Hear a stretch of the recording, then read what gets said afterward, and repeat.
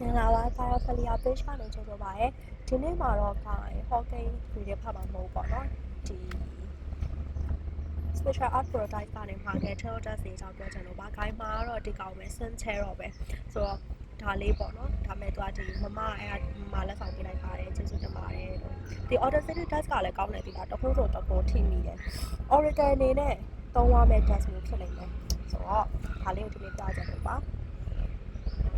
အဲ့လေအစားလေမှားလိုက်တော့ဂိုင်းထင်းသားပေါ့နော်ဒီသူ့ရဲ့ဒီပုံနေလိုက်ကြည့်တဲ့အခါမှာလေသူ task ကလေဒီလိုမျိုး box နဲ့ရောက်လာမယ်လို့မထင်ဘူးဆိုတော့ဂိုင်းမှာတော့ကကြတော့2,900 2,950,000ဆိုတော့ပြောမယ်ဆိုပါဈေးကလည်းတခြား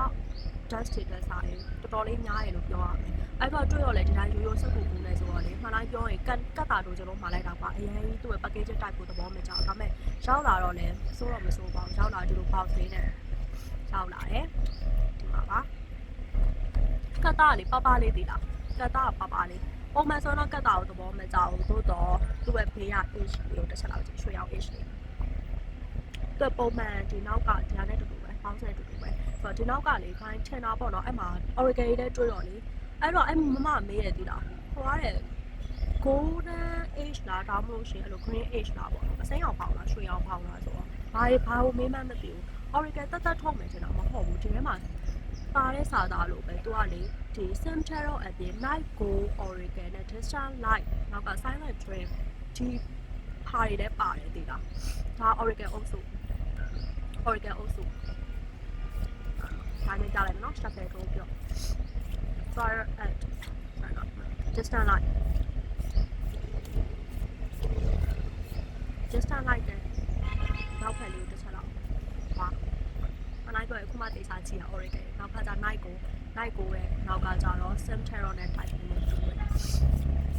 China ဘက်ကိုလေမှန်တိုင်းပြောရင် Oracle ရေ tarot တွေက China ဘက်ကို China ဘက်နဲ့ခိုင်းနေတော်တော်ဝေးရဒါပေမဲ့ဒီနှစ်ထဲမှာ China နဲ့ပတ်သက်ပြီးတော့တော်တော်လေး calling ပါနေတော့ဒီ China ဘက်က tarot တွေရောက်တာများတယ်အခုလည်းနည်းနည်းတော့တော့လေးလာကြည့်လိုက်ဒီမှာသူ့ရဲ့ထားသူ့ရဲ့ဖောင်းလေးကိုရဲ့ H ကတော့တကယ်ကိုကြွားစီတာရှယ်သူ့ရဲ့ကသားလေရွှဲနဲ့တော်တော်လေးတော့ပါတယ်ဒီလားတော်တော်လေးပါတယ်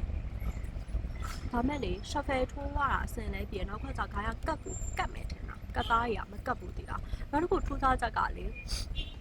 ကိုထင်တာပေါ့နော် artist တွေများရန်ဖြစ်တာလားဒါမှမဟုတ်ရှင်ကိုယ့်ရဲ့ဒီ art ability ပဲပို့ပဲကြားချင်တာလားပေါ့ဘာဖြစ်လို့လဲဆိုတော့ကတ်တော်များများ9ကတ်10ကတ်လောက်ရှိရ2ကတ်စီပါလား2ကတ်လုံးမှာအဝတ်မတူဘူးဒီမှာလေဒီမှာ page shot 1ဆိုတော့ဒီမှာ page shot 1อ่ะ Cambodia ဆိုတဲ့ဒီကောင်ဆို Philippines ဆိုတဲ့ဒီ Central ကကြတော့ဒီရှစ်တောင်အာရှကဌာနရေအကုန်လုံးထည့်ပြီးရေးထားတာလို့ပြောတယ်ဆိုတော့ Guide Central မဝယ်ခင်တာဒီကောင်ဝယ်တဲ့level Oracle 11 Oracle နဲ့ type တော်တော်တူပဲခဏနေမှပြမယ်နော် vibe တစ်မျိုးရဲ့ဒီလားသူတို့နှစ်ယောက်ကိုတူတူစုထားချင်တာကြည့်ဒီပေးချင်းကိုပြမယ်နော်ကြိုက်တဲ့ဟာလေးပဲပြအောင်ဒါဆိုအရင်သဘောကျလို့ထုတ်လိုက်တာ Photoshop ကတစ်မျိုးလေးပဲတစ်မျိုးလေးမှတင်မလားဘဝတစ်ပါးကိုပြောင်းတဲ့အခါမှာလေကိုမှတိုက်ကလာဖြစ်ဘဝတစ်ခုကလာဆိုအဲ့ဘဝလူတွေပြန်လာခေါ်တာဒါမှမဟုတ်တခြားဘဝကိုသွားဖို့စီရင်ဆုံးဖြတ်တာအဲ့လိုမျိုး file မျိုးရှိတယ်အဲ့ကြောင့်ဒီကတ်လေးကိုသဘောကျတယ်ဒါပေမဲ့တကယ်ဝယ်လိုက်တာဒီကတ်တွေကြောင်းတော့မဟုတ်ပေါ့နော်ဒီမှာဆိုလဲစင်ကာပူကပဲဒါပေမဲ့တစ်မျိုးတစ်ခုတော့ဒီကောင်ရတော့တော်ကျန်းတယ်ဒီ suit ထဲမှာဆိုလေအဲ့ဓာတ်ရဲ့ version ကိုတော်တော်ကြိုက်တယ်ပြောရမယ်အဲ့ Sawakat version ကတော်တော်လေးကိုမိုက်ပြီးတော်တော်လေးဟိုပြောရမယ်ဆိုတော့တော်တော်လေးဖြစ်ပြီးကြောက်ဖို့ကောင်းတယ်ဒီကတ်ကြောက်ဝယ်ရလဲပါတယ်ဒီ app ကိုသဘောကျလို့ပေါ့ကြည့်အဲ့ဆော့ဝိုင်းဆိုရင်တစ်မျိုးနိုင်ဆော့ဝိုင်းကလည်းနှစ်မျိုးဒါကြတော့မြန်မာဆိုရဒါကြတော့စင်ကာပူဆိုရနောက်ခါကြတော့နိုင်ဆော့ဖန်တကယ်လေနှစ်ခုပါဗျာဖလာဘဲနဲ့ကမ္ဘောဒီးယားနောက်ခါကျတော့ Hierophant နှစ်မျိုးလုံးမြန်မာဆိုတာခိုင်းဝဲတယ်မှာလေအဓိကဘာကြောင့်ဝယ်လဲဆိုတော့ဒီကတ်ကြောင့်ပါတယ်ဒီ Hierophant ကတ်ကြောင့်ပါတယ်တကယ်ကိုလုံးဝဗုဒ္ဓမြတ်စွာဘုရားကိုမှဟိုဆုံးကတ်နေပေမဲ့လေဟိုဗုဒ္ဓမြတ်စွာဘုရားနဲ့သူဘုရားလောက်တိတ်တသားပေါ်ကအဲ့လိုမျိုးခံစားရတဲ့ fight ကလေ ပုံမှန်အားဖြင့်ကားရင်ထရော့ကတ်တွေကြည့်ရဲဆိုရင်ထရော့ဝယ်မယ်ဆိုရင်ကားရင်တဖူးကတ်ကိုကြည့်ရခေါင်းလင်းရတဲ့ကတ်မလို့တဖူးကတ်ကိုကြည့်လို့ရှိရင်ဒီမှာကတဖူးကခေါင်းလင်းသိမ့်မရအောင်သူ့အစားခေါင်းလင်းရတာကဒီကတ်ရဲ့နောက်တစ်ခုကခဏလေးနော်ခြာရဲ့ the handmade ဒီကောင်ကြောင့်တကယ်တော့ဒီကောင်ရင်းကြောင့်ဝယ်ရဒီကောင်ရဲ့အဝါလေးကြွားရပဲမလိုက်ဝခံရရင်ဆဆအကျဲကတ်တွေတကယ်ချင်းစစ်လိုက်ကြည့်ရုံကတချို့ကတ်တွေရောက်ရင်ဒါကွန်ပျူတာကြီးကူးထားတာပါလားထင်သေးတယ်တိလားအော်တန်းတိလားကော်ပီတက်စာမကွဲတဲ့ file မျိုးတစ်ခါလေးကြာရင်ရှာတယ်ဒါပေမဲ့တေချာပြန်ကြည့်လိုက်တော့ပုံတကယ်ဆွဲထားတာအဲ့လိုမျိုးပေါ့နော်ဒီနောက်ကကြောင်လည်းပါတယ်ဘာလို့လဲဆိုတော့လေဇော်ကြီးတပားရဲ့ဖြစ်တည်မှုကို the magician ကတ်ထဲမှာထည့်ထားတယ်ဆိုတော့တော်တော်လေးကို vibe ကတစ်မျိုးရတယ်ဆိုတော့ guys ဒီကပေါ့နော် the magician ကိုပညာရှင်တွေမှာဘယ်သူ့ကိုထားမလဲလို့စဉ်းစားရင် the magician ကိုထားခြင်းတယ်လို့စိတ်ကူးမိတဲ့အတိုင်းပဲဒီ dust ကိုစတွေ့တဲ့အခါမှာဇော်ကြီးက the magician နဲ့မှဝင်နေတာအဲ့ဒါကြောင့်မို့ဒီ dust ကိုခေါ်ပြတာလည်းပါတယ်နောက်တစ်ခါကျဒီ strike ရဲ့အတွက်ကိုတော်လေးသဘောကျတယ်ပုံမှန်အားဖြင့် strike ကိုပေါ်ညွှန်းတဲ့အခါကျရင် tarot dust တော်များများမှာ outer strike အနေနဲ့ဒီချင်သိပုံစံဒါမှမဟုတ်မွေးယူနိုင်တဲ့ပုံစံဒါမျိုးပြလေးရှိတယ်ဒါမှမဟုတ်တချို့ပေါ့နော်ဒီ inner strike အနေနဲ့ပြဆိုကိုယ့်ကိုရှာဖွေတွေ့ရှိတဲ့ပုံစံလိုမျိုးပြလေးရှိတယ်ပေါ့နော်ဒါပေမဲ့ဒီ dust မှာကျတော့နည်းနည်းထူးဆန်းတယ်ကိုယ့်ရဲ့လုံးဝဒီ at warrior တယောက်ကလို့ဒီဘဝဆက်ဆက်ပါခဲ့ပါရမီလိုမျိုးဘဝဆက်ဆက်ပါခဲ့တဲ့ဒီ strength လိုမျိုးအဲ့လိုမျိုးပုံစံမျိုးပြနေတာသူကလေမသိရကွာဟို Ferrari Hunter Johnny Ants လေအဲ့ဒီ animation ထဲမှာပါတယ် enemy ထဲမှာပါတယ် Ferrari ရဲ့အဲ့သူဘယ်လိုပြောမလဲသူ့ကိုသူချုပ်တီးထားပြီးတော့သူမပြတဲ့အစွမ်းအားတွေလိုအဲ့လို file မျိုးရတယ်ဒီကတော့ the helmet ကြောင့်ခေါ်ပြတာပါပါတယ် the helmet ကကြည့်helmet က hierophant ကြောင့်ခေါ်ပြတာပေါ့နော်ဓာတ်ကလည်းတော်တော်လှတယ်အဲ့မှာထိုးချပါလားဒီကတ်နောက်တစ်ခါကျတော့လေဒီကတ်ကြောင့်လည်းခေါ်ပြတာများတယ်ပါတယ်ပေါ့နော်ဒီကတ်ကိုခေါ်ပြလိုက်တာ judgment နဲ့တော်တော်လေးမိုက်တယ်ဒီတက်ထားတဲ့မျက်နှာပုံအနောက်အပနာကျင်မှုအားတွေကွဲခွဲပြီးတကယ် true face true form ပေါ်လာရဆိုပုံစံမျိုးတကယ်မူရင်းဘယ်ဘဝလာခဲ့ရလဲဘယ်လိုအရာတွေကဘယ်လိုမျိုးဖြစ်စေရလဲဆို realization ရရဲ့ version လို့ခံစားရတယ်။နောက်ခါကျတော့လေမမျှော်လင့်မဲ့တွေ့လိုက်ရတော့မိုးကနှစ်ကပ်ပါနေပါတယ်။ဒါကတော့ဒီမှာလို့လာဆန်တာပေါ့။ဆိုတော့ဒီမှာကျ fight တစ်မျိုးရတယ်။ fight နှစ်ခုမတူဘူး။ဒီကပ်ကိုဘယ်လိုလေးသုံးရမလဲလို့စဉ်းစားပြီးတော့ဘယ်အကြောင်းအရာကိုကြည့်ပေးလို့ရတယ်လို့မေးလိုက်တဲ့အခါမှာကျွန်မတို့ဒီကပ်ထုတ်ပြပါတယ်။ကြိုက်တဲ့အကြောင်းအရာကြည့်ဆိုပုံစံမှာကျွန်မတို့ဘယ်လိုမြင်လဲဆိုတော့တတိပဲတဲ့ကျေးဇူးပါလို့ဆိုတော့ကျန်တာလေးကမြန်လေးပဲ shuffle ပြလိုက်မယ်နော်ဒီကပ်ကိုတိတ်သဘောမကျအောင်ဆိုအဝကိုသဘောကျတယ် copy version ကိုခံစားနေတာတွေ့လားဒါဒီချားလေးပြမယ်အရင်ကွာကြည်လင်နေတဲ့ဘိုက်မျိုးမရဘူးကွာဒီလားမှန်တိုင်းပြောရင်လည်းနည်းနည်းလေးငိုချင်ခဲ့တယ်ဒီကောင်းလေးဆိုတော့အဝက copy လို version လို့ရတကယ်ဆွဲထားရဲဆိုတော့တကယ် authentic ဘိုက်မျိုးမပေးနိုင်ဘူးဒါပေမဲ့ဒီကောင်းဆိုတော့မိုက်တယ်တကယ်ဆွဲထားရဲဆိုတော့လုံးဝကြည်တောက်နေ version ကိုရတယ်ကွာဒါဆိုလည်းမိုက်တယ်ပြီးတော့လေ the magician အန်အောဆရာကောင်းတယ်ဒီမှာတကယ်ထပ်ပါလာရေးတော့ဒါတင်ထားတော့မလေးလာသေးပါဘူး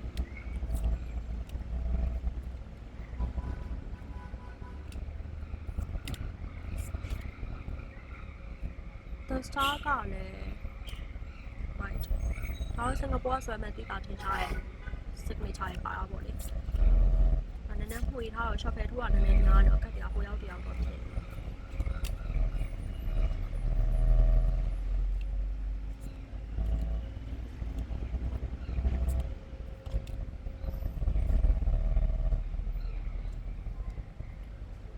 ဒီဘက်ကတော့တော်တော်လေးမိုက်တယ်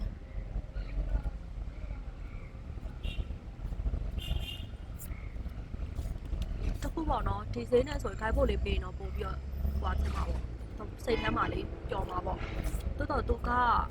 guide ထင်ထားတာပို့နှောင်းနေထားတာပို့ပြီးဘာတွေပါလာလဲဆို oracle ပါလာသလို dust တွေကလည်းတချို့ dust တွေတော်တော်များပေါ့ခုနကပြဆို2 dust ပါလာတွေရှိတယ်အဲ့ဒါကြောင့်လည်းအဆင်ပြေပါရဲ့ပဲပြောမှာပေါ့ကျင်းတော့ပါတယ်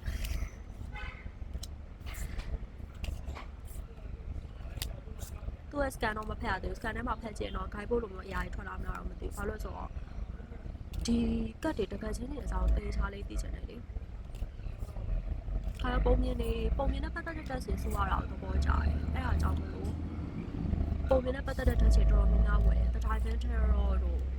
နောက်တစ်ခါဒီ Eleven Oracle တို့ Eleven Oracle ရလဲတော့ရှေ့တော်အာရှပုံမြင်နေစုထားပဲလေနောက်ခါကျ Yokai Terror တို့ဒါဆိုသူ Mutual တွေ Dance တွေအကြောင်းဒီကောင်ကတော့နာမည်ကြီးခဏခဏတွေ့ရဲ့အထောက်ပါဒီကောင်ကိုဒီပုံစံဒီကောင်မဲ့ကြည့်ပြီးယူထားတာဟုတ်ပါအဲ့ဆိုရင်ဒီကောင်လောလောဆယ်ပေါက်စေးရ2.5 2.5ခိုင်ပထမတစ်ခါဝယ်တော့က2.5အဲ့ဒါကို2.93 3နှစ်လောက်ထိခုန်တော့ပါသေးတယ်ဒေါ်လာဈေးမငြိမ်တော့လေနောက်တော့ခွာကြတော့သူဟိုအထိနှစ်ခုထိပြန်ကြတဲ့အချိန်မှာလုံးဝဆွဲခေါ်နေတာကက်ကလည်းတိတ်မကြံတော့ဘူးစင်တာတော့အရှိတောင်အာရှဘက်ကသူတပည့်မြန်မာဝယ်ရများရဲ့ရှက်ခဲထိုးပြမယ်နော်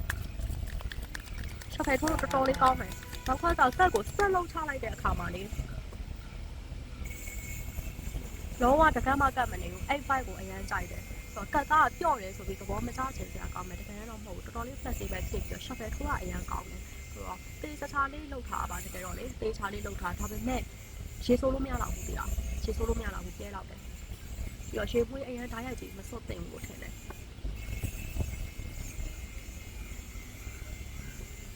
ဆိုတော့ခိုင်အခုဒီတုံးနဲ့တွဲဆက်လို့ရမယ် Eleven Oracle ဒီကိုတစ်ချက်လောက်ပြချင် Eleven Oracle ကလည်းဒီအဲ့ fight ပဲဒီတော့အရှိတော်အာရှရဲ့ story ပေါင်းထားတဲ့ fight လိုမျိုးပဲသူကလည်းကတ်သားထူထူလေးသူကတော့ copy တက်ကြွယ်ရမယ်နှစ်ကောင်ဆိုတော့သူ့ရဲ့ authentic က Eleven Oracle ရဲ့ authentic ကလေရှာကြည့်လိုက်လေသူတို့ကတော်တော်လေးမိုက်တယ်ဒီလားဟိုဝယ်နိုင်တော့တော်တော်လေးဝယ်ဖို့ပြီး comment ပေးဘာလို့လဲဆိုတော့သူ့ရဲ့ copy app တော့တော့မှတော်တော်လေးအယောင်လေးဆိုတာဒီလားနောက်တော့သူက4သိန်းလား5သိန်းကျော်လားမသိဘူးရှိတာအဲ့မှာမှသူ suit တွေပါတာအဲ့လိုဘုံမကာတို့နောက်ခါကျသူ့ရဲ့ဒီ pocha cut တွေပါတာ4-5 cut အဲ့ရတော်တော်လေးလှတဲ့ pocha cut တွေရတယ်လေဆိုတော့ပြတော့ center တော့ပြတာအခုကကြတော့ Eleven Oracle ဘက်ကိုရောက်တောင်းပြန်ထားလိုက်ပါLevel Oracle ကလည်းတော်တော်လေးမိုက်တဲ့ဘိုင်ရတယ်တွေ့လားဘိုက်ကတူတူပဲမကွာဘူးရဲ့ဒီလားဝယ်တဲ့တစ်ခုတော့တကယ်ပါစမ်းတော့ဒီလိုမျိုး၄ရက်မြောက်၄ကန်းနားမှာရောက်လာပြီလို့တော်တော်လေးအန်အော်ရဲ့ surprise လေးဖြစ်တယ်နည်းနည်းလေးလန့်သွားပြီပေါ့နော်ဘာလို့ဆိုတော့ဒီထက်တော့ဝယ်ဖို့တော်တော်လေးအချိန်စောင့်နေကြတာ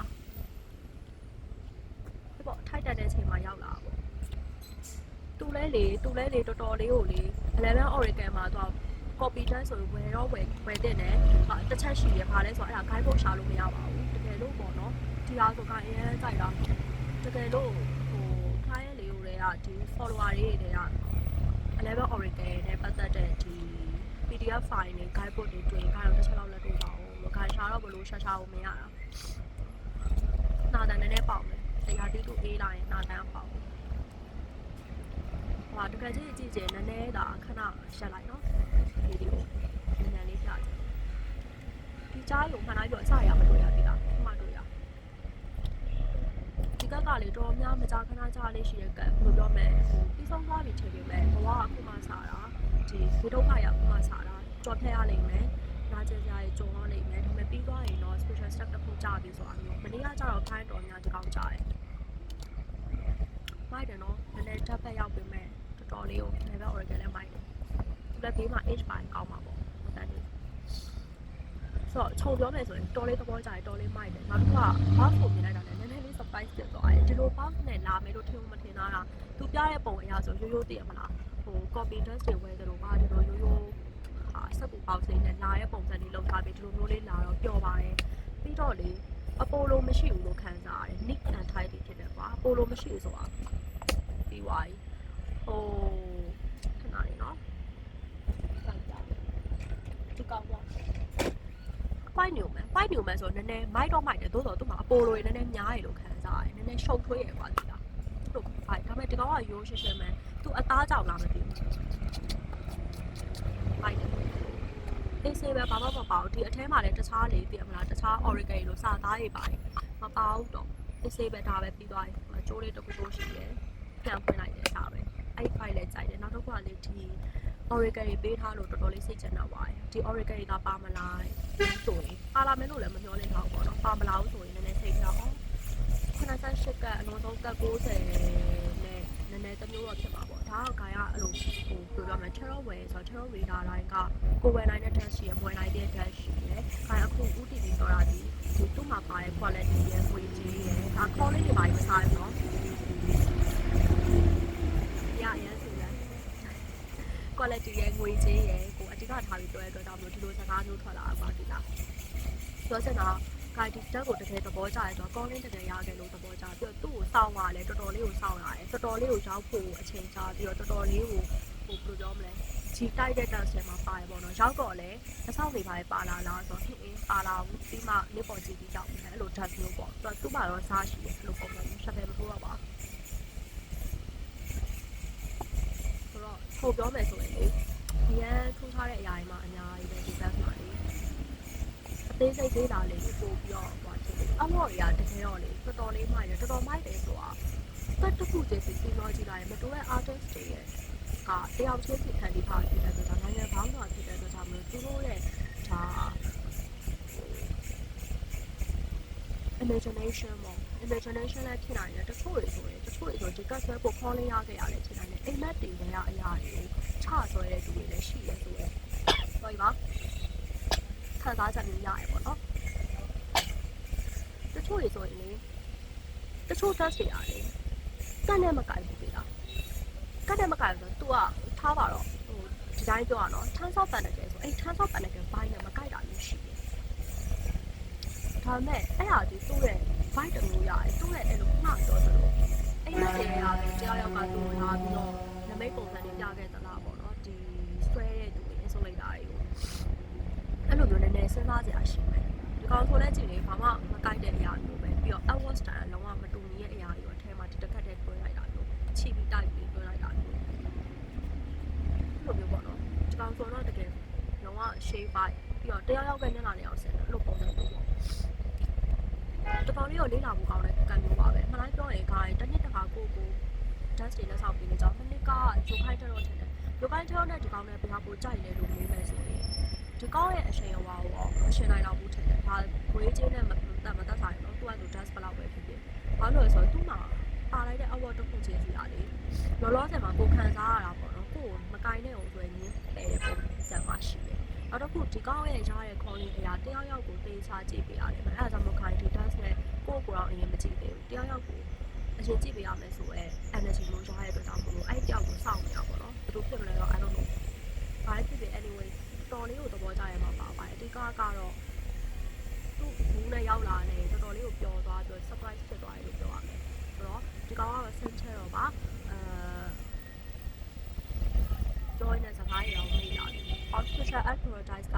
ဝယ်ခဲ့ရပါအဲ့မမသဘောကောင်းမှရဲ့သူစမှာကောက်ဝယ်လို့ရပါတယ်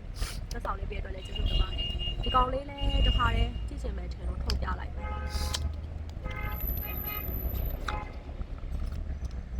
ဆိုတော့ guide ကတော့ premium video မဟုတ်တေချာလေးရိုက်ထားမဟုတ်ပေါ့နော်နေလည်းသိမကောင်းဆိုတော့သူကလည်းလေ diamond shop ပဲမြန်မြန်ပြလိုက်မယ်နည်းနည်းရှိရတယ် Tarot လို Oracle လို major arcana ပဲပါသလို minor စုလေးပဲထည့်သလို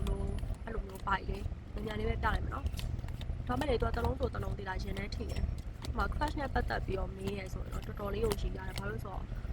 သူများတော့မသိဘူးခိုင်ကအဖက်ပဲခံနေရဆိုတော့တန်လေးလည်းသဘောကျပါတယ်ဆိုတော့ bye bye မှာ